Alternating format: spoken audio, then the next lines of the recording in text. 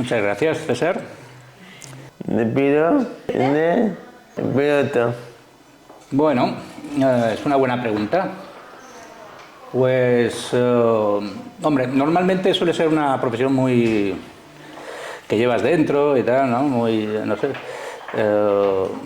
algo que vas pensando y madurando bastante tiempo, ¿no? Ya desde pequeño y tal. Igual en mi caso no fue así. En mi caso fue una cosa que prácticamente, bueno, me la encontré, ¿no? Después de descartar muchas profesiones.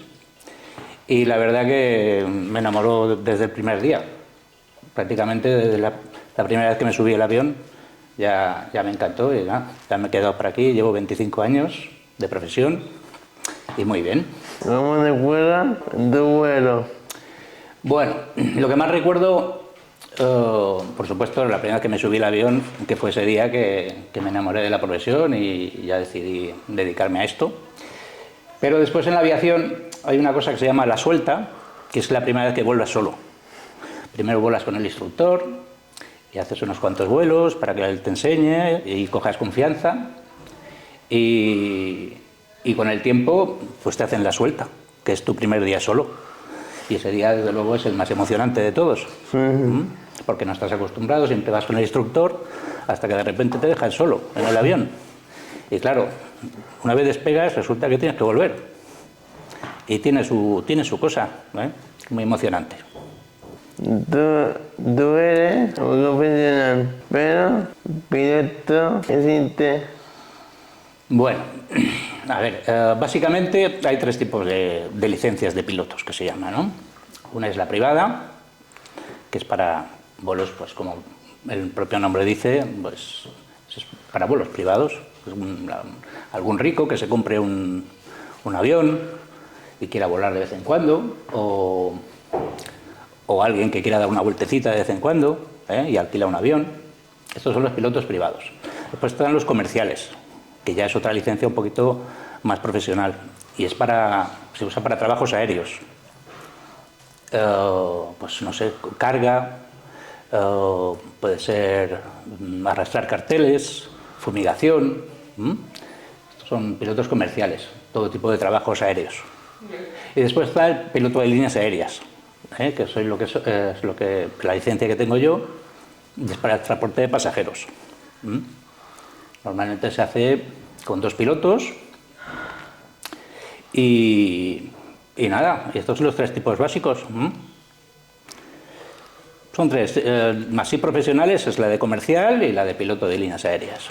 ¿Cuál es la evidencia? ¿El piloto o piloto? Bueno, realmente en cuanto a estudios no hay ninguna diferencia. La mayor de las diferencias estriba en los años que llevas, en la experiencia acumulada, ¿sabes? Entonces, con el tiempo, cuando ya tienes mucha experiencia, la compañía que te ha contratado, pues si confía en ti, te sube a comandante y confía el avión, le pone el avión en tus manos para que lo lleves, como el jefe, digamos, el responsable de todo lo que pasa en el avión y del avión mismo. Y esta es la diferencia, realmente es una cuestión de experiencia. Cuando empiezas de copiloto y con el tiempo pues llegas a comandante. ¿Qué piloto automático? Bueno, el piloto automático es una ayuda que podríamos calificarlo de tercer piloto. Podría ser como el tercer piloto, ¿no? Está el copiloto, el comandante y el piloto automático. Es una ayuda que tenemos, pues que nos va muy bien, pues sobre todo en vuelos muy largos, para no estar todo el tiempo durante horas y horas y horas atentos a la estabilidad del avión, ¿no? Nosotros siempre estamos atentos, gestionamos el vuelo, que se dice, miramos que todo vaya bien y tal y cual, pero realmente cuando pones el piloto automático, él se encarga básicamente de mantener una altura, una velocidad, y nosotros nos dedicamos a gestionar el vuelo. Gestionar el vuelo significa pues mirar que todos los sistemas están bien, que nada ha fallado, nada falla, todo está correcto, y gracias a eso podemos dedicar más tiempo a esto, a que todo vaya bien. porque son muchas horas. A veces hacemos vuelos de 12 horas, de 13 horas, y el piloto automático nos ayuda en este sentido. Tiempo, decisiones, tomar rápidamente, caminar. Bueno, las decisiones rápidamente, bueno, pues podrían ser sobre todo las que son de emergencia, decisiones que tienes que tomar rápido y que la experiencia te ayuda mucho.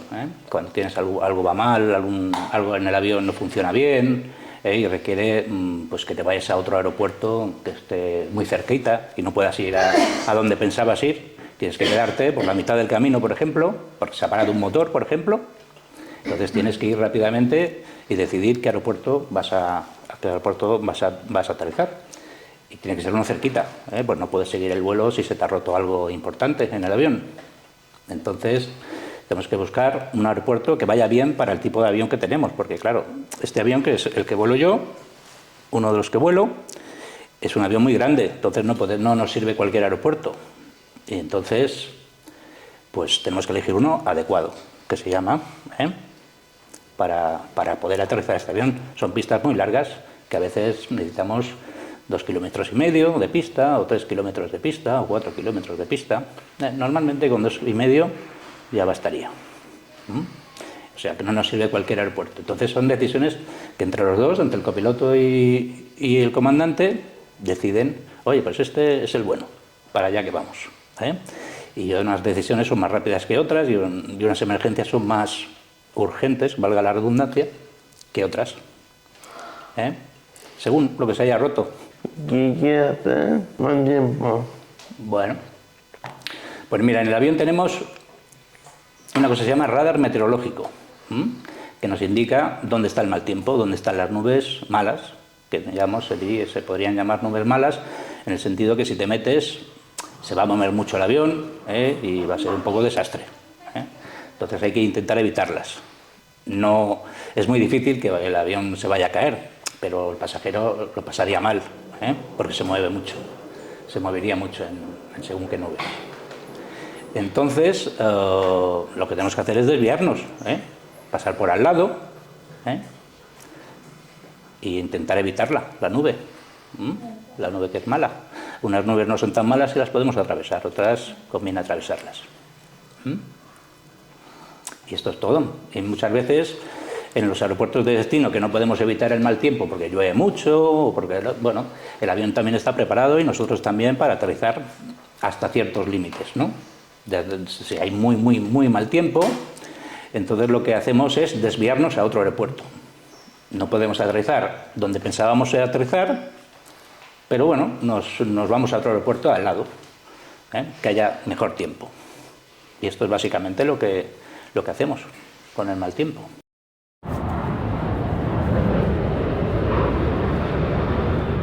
Un pilot acumula 600 hores de vol per aconseguir l'exigència. La fatiga pot afectar a pilots que treballen moltes hores. El pilot comercial han de passar revisions mèdiques cada any.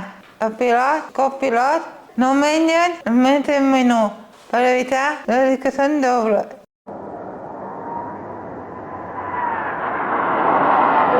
¿Por qué motivos un vuelo no despegaría? Otra buena pregunta. A ver, ¿por qué motivos? Pues mira, estábamos hablándolo antes por meteorología, por mal tiempo, podría no despegar, porque un aeropuerto tiene unos límites de mal tiempo, de visibilidad, sobre todo es muy importante la visibilidad, la fuerza del viento. A veces hace tanto viento que hay muchos aviones que no pueden despegar. Otros sí, porque son más grandes, o porque los pilotos están más preparados, porque por el tema de visibilidad están certificados para despegar con menos visibilidad, autorizados, y a veces el aeropuerto directamente cierra y no deja despegar a nadie ni aterrizar a nadie. Eso es uno de los motivos.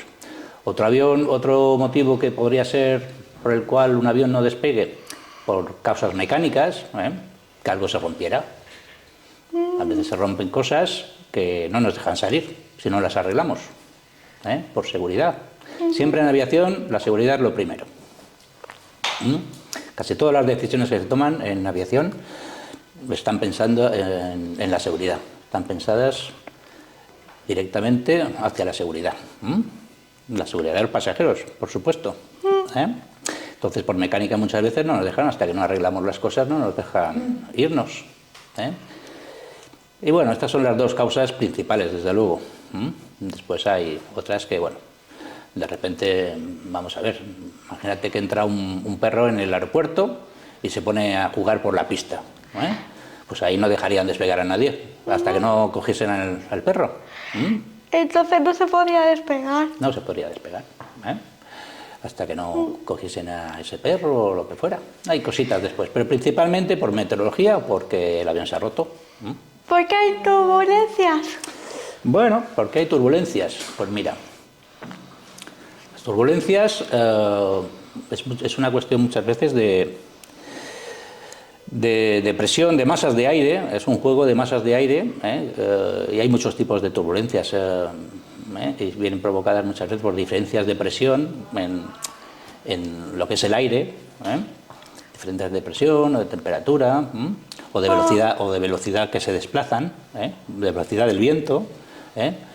Pues mira, ahí hay distintos tipos. Una puede ser, por ejemplo, una turbulencia puede ser la mecánica, que se llama.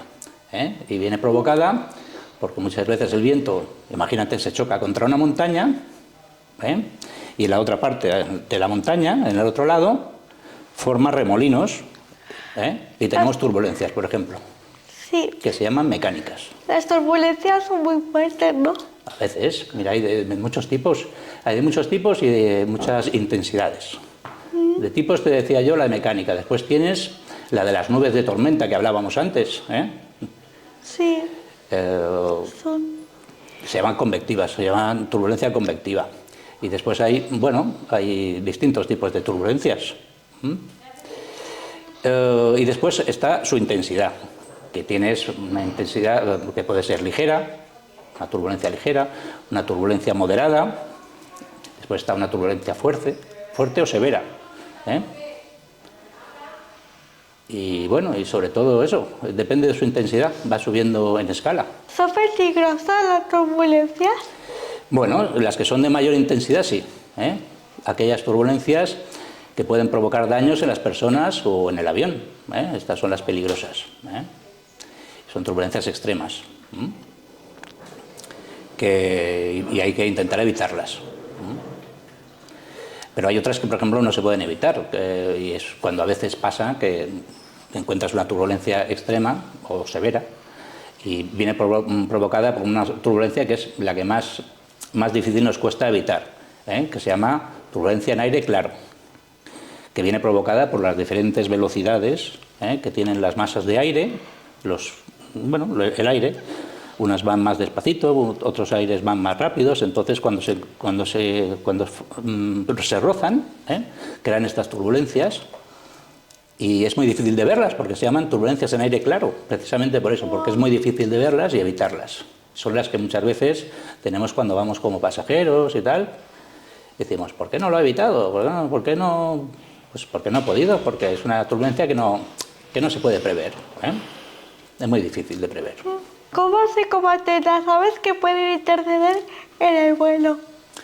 Bueno, pues mira, muchos aeropuertos tienen sistemas así como muy modernos de sonido y de tal para intentar evitar a las aves, que no vayan al aeropuerto, va a intentar que no vayan. Y después hay muchos aeropuertos que también tienen halconeros, que es una cosa que ya se hacía hace mucho tiempo, que son entrenadores de halcones, que los sueltan de vez en cuando por el aeropuerto y espantan al resto de aves para que no vengan, y no se choquen con los aviones, ¿sabes? Pero pues a veces en las épocas migratorias es muy complicado evitarlo. Siempre puedes encontrarte alguna ave. Lo que pasa es que normalmente lo máximo que te puede pasar es que tengas que volver al aeropuerto y aterrizar otra vez porque le haya dado, pues eso, se haya chocado con el avión, o se haya metido por el motor y lo haya estropeado un poco. Pero bueno, gracias a Dios tenemos 2 motores, y un avión con un motor le basta. Lo que pasa es que por seguridad llevamos 2. Entonces, pues ese es el tema. Normalmente pasa eso, que se puede chocar, hace un bollo en el avión, y a veces no nos damos cuenta y llegamos al destino y lo vemos, y otras veces nos damos cuenta y volvemos al aeropuerto porque ha sido grande el choque o lo que sea. Pero sobre todo lo intentan evitar eso con sistemas de sonido que tienen, de luces también a veces, y el halconero, que es muy importante. ¿Has tenido alguna emergencia de vuelo? Bueno, no he tenido muchas, pero una de ellas, por ejemplo, es un fallo, una pérdida en el sistema hidráulico. El sistema hidráulico es un circuito que tenemos para llevar las fuerzas hasta las superficies que se mueven, ¿sabes? Por ejemplo, al ala o la cola, poder moverla.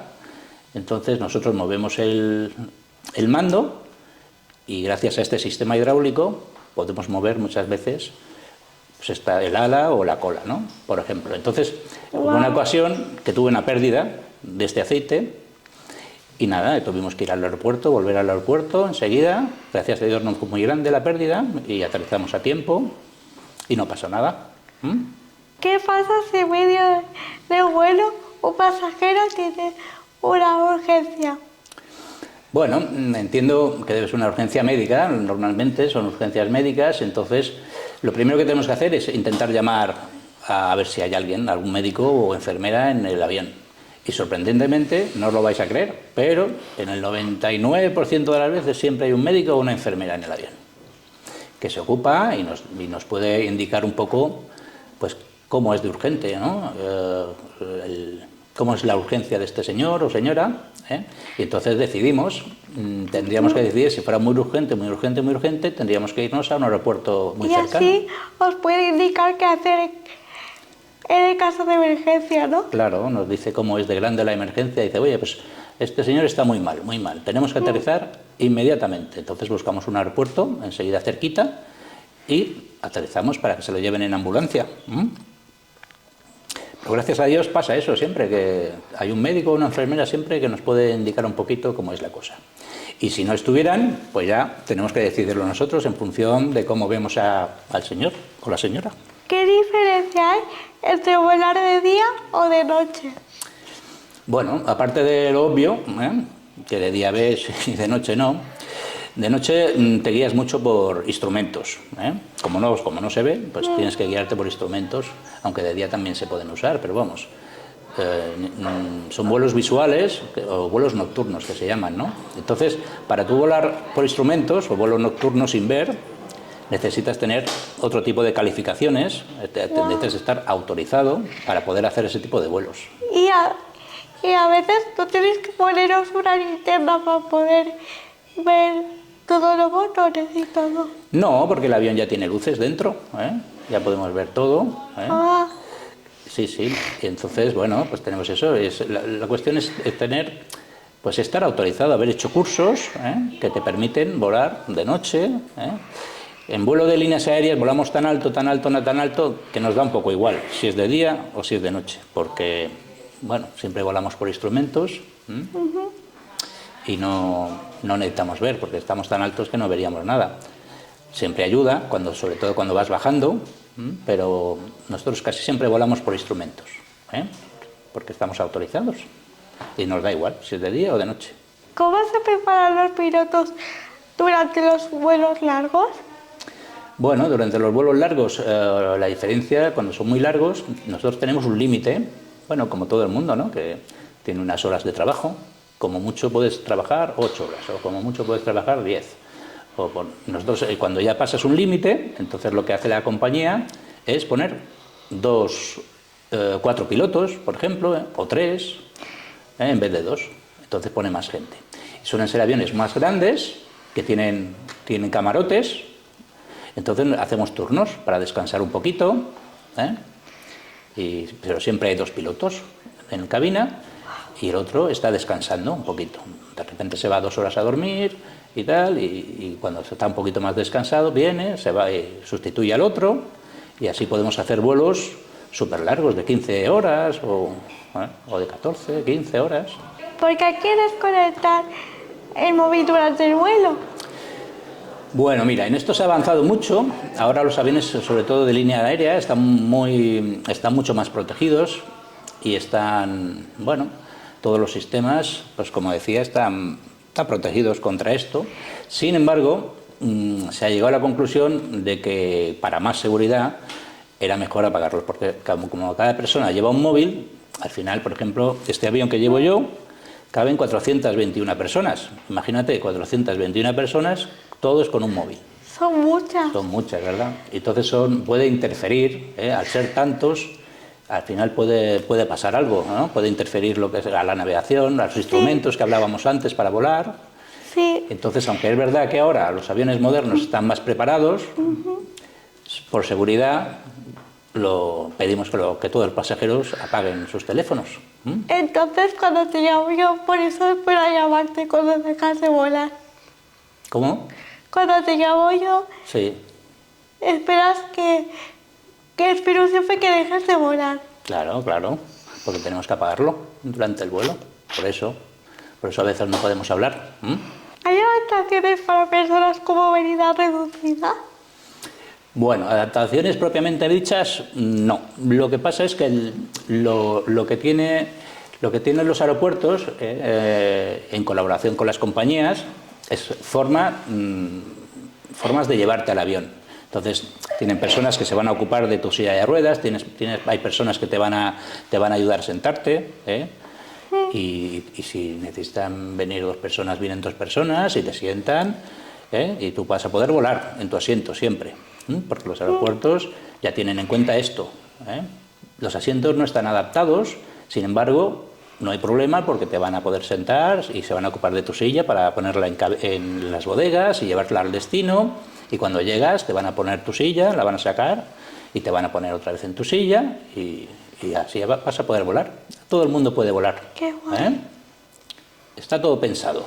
¿Qué consejos les darías a alguien que tiene miedo a volar? Pues mira,